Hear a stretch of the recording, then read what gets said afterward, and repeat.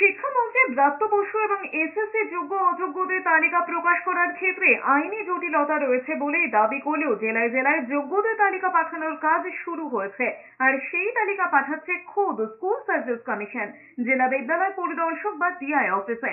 ইতিমধ্যে বীরভূম এবং জলপাইগুড়ির যোগ্যদের তালিকা সোশ্যাল মিডিয়ায় ভাইরাল হওয়া শুরু হয়েছে। মঙ্গলবারই শিক্ষামন্ত্রী ব্রাত্য বসু জানিয়েছিলেন কোনো তালিকা প্রকাশ করা হবে না। এর মধ্যে স্কুল শিক্ষা কমিশনার জেলার স্কুল পরিদর্শকদের একটি নোটিশ পাঠিয়ে জানিয়েছেন কারা অযোগ্য বলে নির্দিষ্ট করে চিহ্নিত নন। এসএসসি তার তালিকা পাঠিয়েছে। শিক্ষামন্ত্রীর দাবি ছিল 17,206 জন যোগ্য, এটা মধ্যশিক্ষা পর্ষদ হলফনামা দিয়ে জানিয়েছে।